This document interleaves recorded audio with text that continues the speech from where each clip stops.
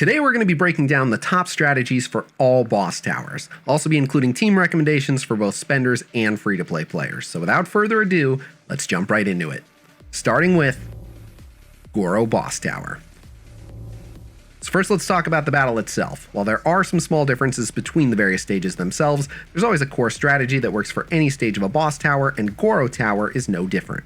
The first thing to note is that Goro as a character naturally possesses certain strengths and weaknesses, both of which can be played around to improve your chances at victory. As far as his strengths go, Goro has incredibly high tenacity thanks to his passive ability, which means you'll have a difficult time landing debuffs on him, so strategies revolving around stuns or pinning him or reducing his defense are not going to be optimal. Additionally, he takes greatly reduced incoming melee damage, which means using any melee units other than your tank are suboptimal. This doesn't mean it's impossible to beat Goro Boss Tower with multiple melee characters, just that you'd be needlessly making the fight much tougher on yourself. Goro's other main strength worth mentioning is his tremendous AoE damage. His auto ability deals AoE damage and does an AoE knockdown, his boss effect passive has him jump into the air for an AoE slam, and his special ability is a massive semicircle AoE damaging ability that not only does horrific damage, but it applies a nasty burn as well. Fortunately, the best way to counter all of his AoE is the same as the previous point. Don't bring any melee characters except for your tank. If no one is around to get hit by his AoE, then it doesn't amount to much. Now let's talk about his weaknesses, because these are what we're going to exploit. His first major weakness is that Goro takes increased incoming range damage due to his passive. That's right, not only are you punished for using too many melee, you're rewarded for using more ranged characters. This means if you're struggling with Goro Boss Tower, you're looking to invest more resources into a few good snipers, attackers, or supports. Goro's other major weakness is a really big one, and it's tied to his boss effect. After Goro does his high jump slam, you'll see him kneel down in a weakened state. While Goro is kneeling, he takes dramatically increased damage. He's typically kneeling for around 10 seconds at a time, which means the best way to capitalize on this weakness is to use characters with really high burst damage special abilities. This way you can guarantee doing massive chunks of damage to Goro while his incoming damage is significantly multiplied. The last thing to note about this battle before we get into team suggestions is Boss Goro's affinity. While the playable version of Goro is a spirit affinity fighter, Boss Goro is actually a body affinity enemy. This means that mind affinity units will typically perform the best, followed by body affinity units who will be neutral. You really want to avoid using spirit affinity counters if possible, as they will be doing greatly reduced damage. So with all of that broken down, let's talk team building. Each and every boss tower can be fully cleared without using a single 5-star character, so I'll start by recommending 3 and 4-star characters first, and we'll talk about the 5 stars afterwards. When it comes to your tank, Base Noob Saibot does an incredible job, although both Base Sub-Zero and even the Royal Guard Shokan Warrior minion are up to the task. Base Kung Lao does a pretty good job, especially if you build him with really high block, and Base Jax, Base Nightwolf, and even the Elite Guard Shao Soldier minion can get the job done, though one of the Mind Affinity tanks is a safer bet. When it comes to your backline DPS, snipers are ideal here. Not only do they tend to have really high burst damage special abilities, but they reliably hang back to avoid Goro's nasty flames. Characters like Base Sindel and Base Erron Black are absolutely among the top picks, although affinity neutral attackers like Base Frost and Base Katana also do a really incredible job. Base Tanya does okay, but her special doesn't provide as much burst as some of the other options. Supports like Base Sonya Blade, Base Fujin, and even Base General Kotal are definitely viable options, though I would really only recommend them if you don't have any better alternatives, as they won't contribute much burst damage. Pro tip: if you have 2 strong burst damage characters, you can totally use an affinity countered character as your third backliner to provide potent boosts to your primary damage dealers. For example, Fire Support Jax will provide a massive attack boost to any ranged physical units like Base Erron Black, Frost, and Katana, in addition to providing them a range damage buff with his auto. Having a single spirit team member also helps eliminate the Mind Affinity minions that appear in the later stages. As I mentioned before, you definitely don't need 5-star characters for any boss tower, but if you happen to have them, here are a few that perform really well in Goro Tower. For your main tank, Fire God Liu Kang will easily get the job done, while a purely defensively built Cyrax will do an okay job. Undying Shao Kahn will do an amazing job. For backline DPS, Classic Sub-Zero will do what he does best and absolutely melt Goro, even more so when paired with Cabal, who will also do a decent job solo. Deadeye Erron Black's High Burst special is also terrific. When it comes to supports, in addition to Cabal, Cyber Smoke does great, and he can also greatly delay Goro's special. MK1 Shang Tsung also does an alright job thanks to his mind affinity, though landing his poisons and his defense debuff are less likely. There are a couple other 5-star characters definitely worth mentioning. Firstly, MK1 Scorpion. While melee units aren't ideal, MK1 Scorpion both heals himself and charges his special meter when afflicted with burn, making him uncharacteristically tanky, and his special has some of the highest burst damage in the entire game, more than overcoming his melee damage disadvantage. Additionally, MK1 Kenshi is also a strong pick because despite being affinity countered, he is still, as of the recording of this video, the top DPS unit in the game, not to mention he has really good burst damage on his special, meaning that his damage output will still be well above average even when affinity countered. So, in conclusion, ideally you want to use one main tank supported by 3 ranged units, again ideally mind affinity characters, though body affinity are also fine. High burst damage on their specials is a huge plus, and make sure to save those specials for when Goro is kneeling to deal 10 times the damage. Use these tips and you should be able to bring down the Shokan Prince in no time. Next up, let's tackle Quan Chi Boss Tower. Starting with his strengths, firstly, Quan Chi naturally deals a bunch of vampirism damage. This means he continually heals himself throughout the battle, so the longer it takes you to kill him, the more time you provide him to heal back up. You also want to be aware of his auto ability, which applies a nasty defense debuff to your team, making them take greatly increased damage during that window. Most importantly, however, is that Quan Chi spawns a horde of Oni 3 times during the match in the upper stages. Depending on which stage of Quan Chi Boss Tower you're on, he may also gain invincibility temporarily while any of his spawned Oni are still on the field. This can be particularly devastating if too many of your fighters are attacking Quan Chi while he's completely invulnerable, leaving a horde of Oni to terrorize any remaining teammates.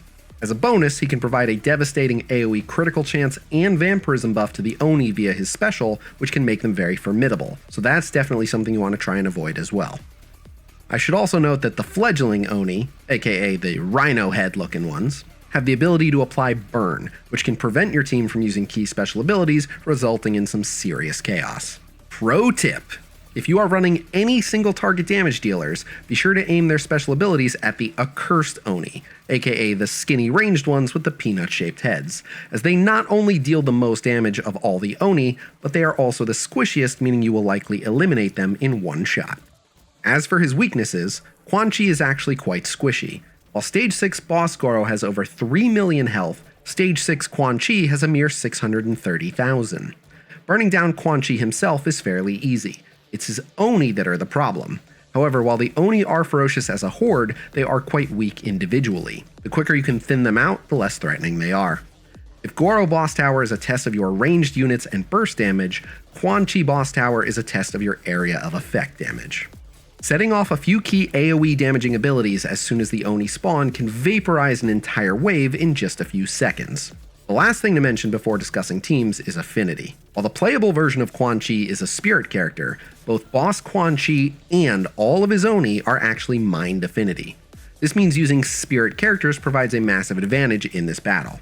Mind affinity units will also do just fine, but definitely avoid using body affinity fighters as they're at a major disadvantage.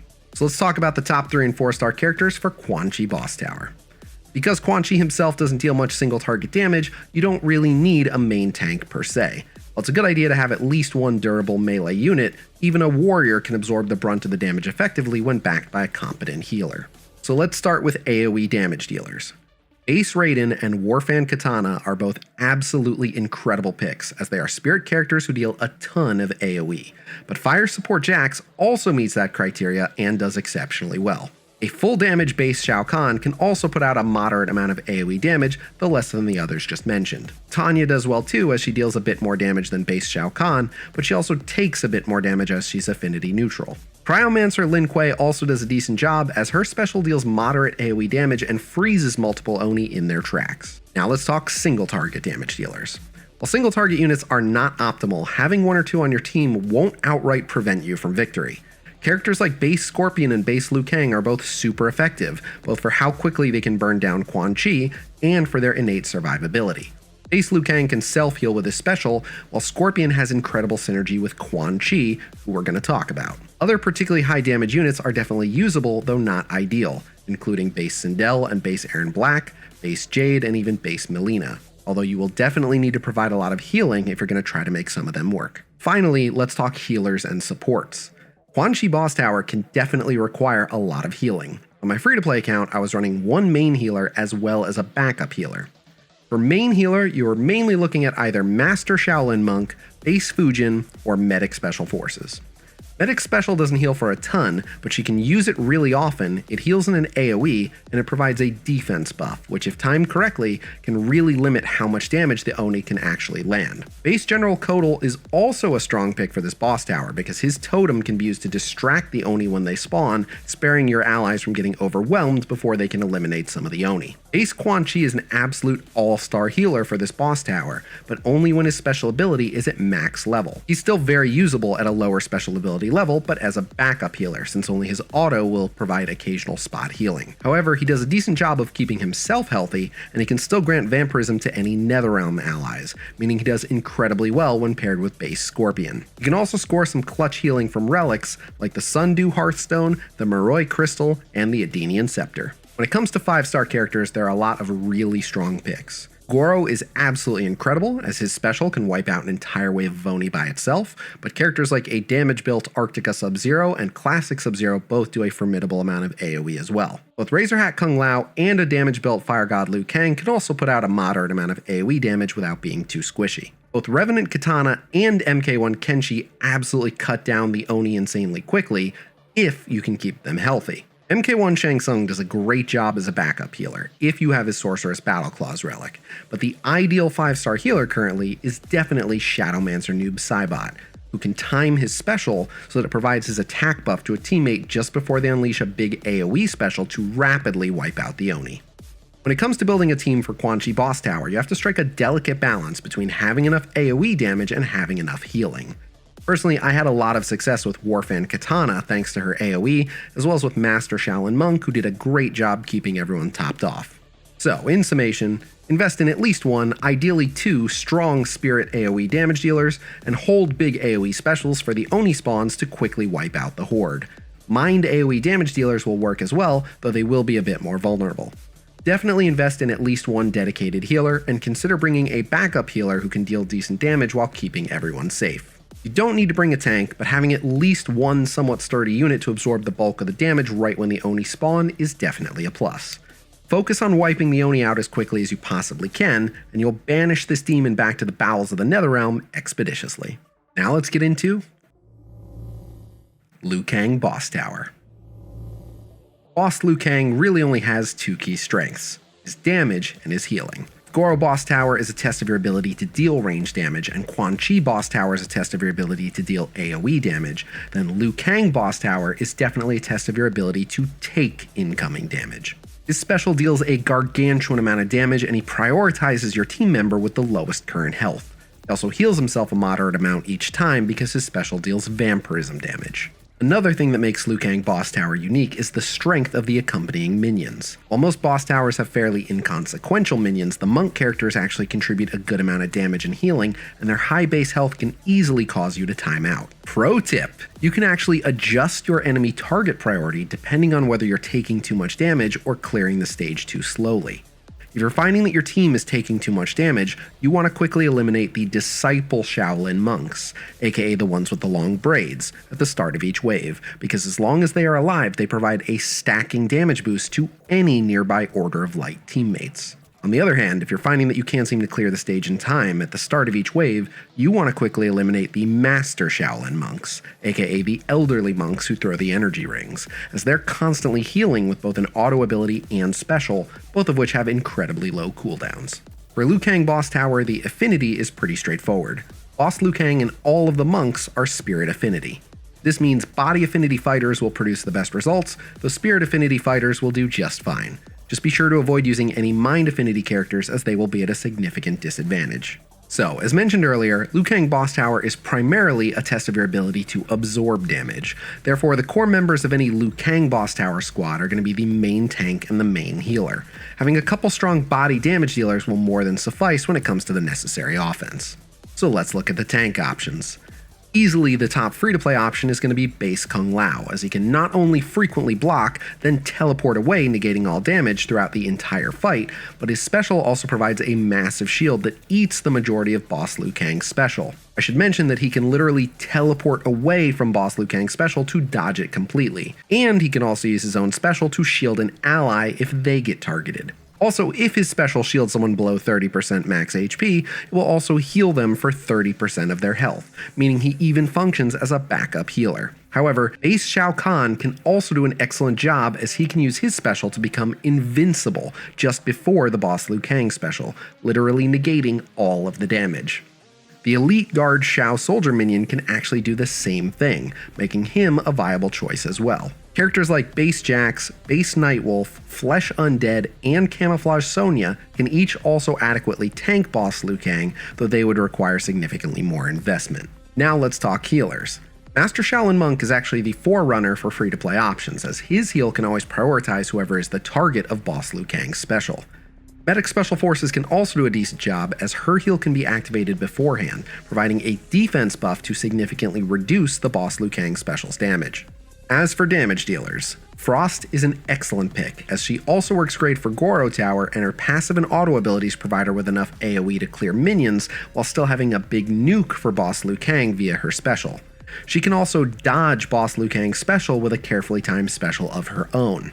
Skarlet is also an excellent pick, as she deals excellent damage and can self-sustain, easing the burden on the healer. Baraka is also a solid pick as a damage dealer, as he can summon a Tarkatan minion who can eat the Boss Liu Kang special for the team. Ace Katana is a strong pick for all the same reasons as Frost.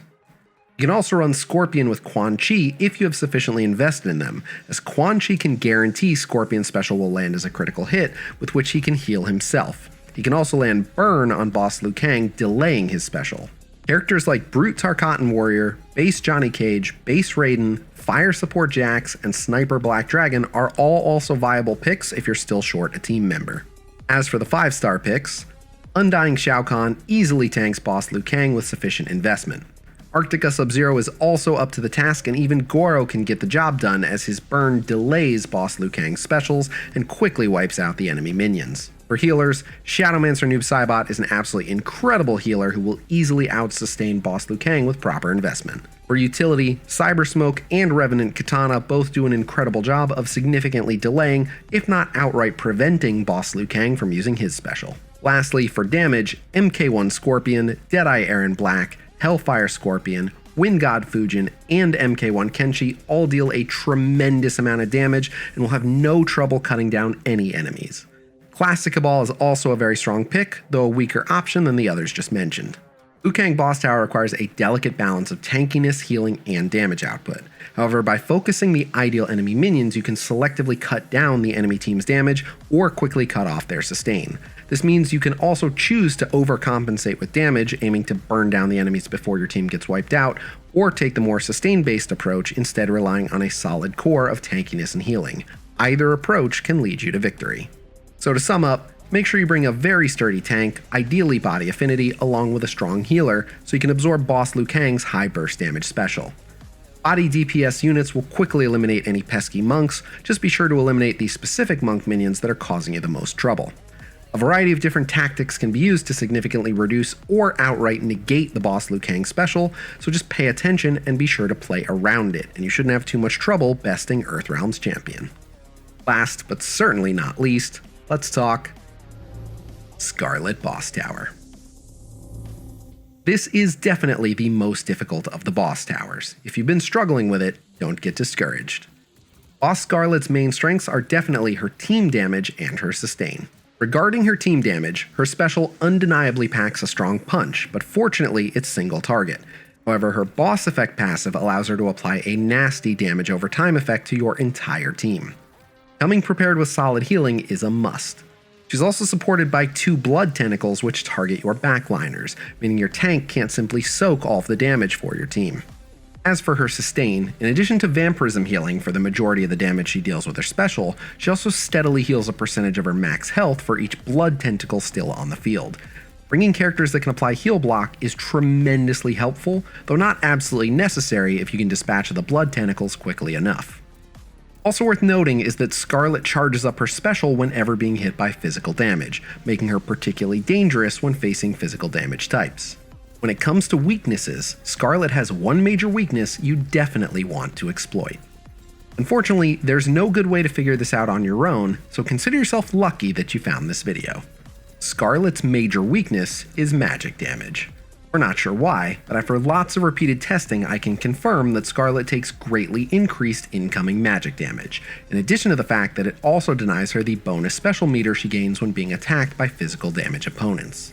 As previously mentioned, but worth reiterating, Skarlet also heavily relies on her sustain, so she's also naturally weak to characters that apply heal block as they greatly reduce the time it takes to finish her off. Pro tip! If you're running a sniper like Sindel to quickly eliminate the blood tentacles, you can place her across from one blood tentacle while using her first few specials on the other, allowing her to single-handedly wipe out both blood tentacles early on. Bonus pro tip! If you're running Noob Saibot as your tank, you can spawn his shadow clone at just the right time to distract Boss Skarlet, including eating her first special. While this is happening, if you can focus out the minions quickly enough, you can actually get some of your melee characters to go after a blood tentacle. As for her affinity, Boss Skarlet is also straightforward in that she is body affinity, meaning she's naturally weak to mind affinity fighters, though body affinity fighters do just fine. Be sure to avoid using spirit affinity fighters as they are at a tremendous disadvantage against her. So, in looking for mind and body affinity magic damage dealers, and ideally characters that can apply heal block, here are some of the top picks. For your tank, Noob Saibot is naturally the top choice as a mind affinity magic damage dealer who can even distract a blood tentacle or Boss Skarlet herself with his shadow clone. The next best option is Base Sub-Zero, as he is also a mind affinity tank who does an excellent job at soaking damage. The Royal Guard Shokan Warrior minion is also a capable tank if you lack better options. It's worth mentioning that Base General Kotal, while being a support, is a mind affinity magic damage dealer who can spawn his totem to act as a temporary tank to relieve pressure from your main tank. As for healers, your selection here is very limited. Base Fujin is a mind affinity healer who is certainly up to the task. You can also run Base Quan Chi or Master Shaolin Monk, who, while both affinity countered, can do an excellent job while also contributing magic damage and spot healing for other allies. Base Quan Chi specifically does an incredible job if you're using Base Noob Saibot as your tank, and at special level 7 he can easily function as primary healer for the full team. You can also manage some clutch healing by using certain relics like the Sundo Hearthstone, the Moroi Crystal, and the Adenian Scepter. Keep in mind that running a healer is not absolutely necessary, but to beat Boss Skarlet without your own sustain requires overcompensating with incredibly high damage and ideally also heal block. Finally, looking at damage dealers, without question, Base Sindel carries harder than any other damage dealer because she has it all. Mind affinity, magic damage, heal block, and she can rapidly snipe a blood tentacle as well. Base Skarlet herself is also a top pick as she provides her own sustain and deals magic damage. Cryomancer Lin Kuei is a mind affinity magic damage dealer as well, as is Base General Kotal, both of whom can be built for damage. If you're really desperate to fill a team spot, both Base Nightwolf and Flesh Undead are magic damage characters who can be built for damage if needed. While the 3 and 4 star character pool for Skarlet Boss Tower is a bit shallow, there are plenty of solid 5-star options for sure. Classic Sub-Zero will easily melt Skarlet with magic damage while heal blocking her, especially when paired with Cabal, who will have no trouble holding his own. MK1 Shang Tsung is also a mind affinity magic damage dealer who can both heal allies and heal block Boss Skarlet. MK1 Scorpion does a tremendous amount of magic damage to Boss Skarlet, as does Wind God Fujin. As compared to the others, Razorhat Kung Lao and Hellfire Scorpion are less preferable as they deal physical damage, but both are able to hold their own if need be. While affinity countered, MK1 Kenshi and Shadowmancer Noob Saibot can also both definitely hold their own as they are magic damage dealers. So to recap, be sure to prioritize a team of magic damage dealers, ideally mind affinity fighters, and look to eliminate Boss Skarlet's blood tentacles as early as you can. Characters that can apply heal block are also a huge help. The pool of viable characters to take on Boss Skarlet is currently a bit shallow, so don't be afraid to heavily invest in the characters who are best suited for it. Use these tips and tricks and you should be able to brutalize Outworld's Blood Mage without too much trouble. So there you have it, my all-in-one team building guide with tips and tricks for all boss towers. This video took a lot of time and effort to produce, so if you found it helpful, do me a favor and slap the like button, leave a comment, and consider subscribing to the channel. Otherwise, this video has definitely gone on long enough, so I will see you guys real soon. Until next time.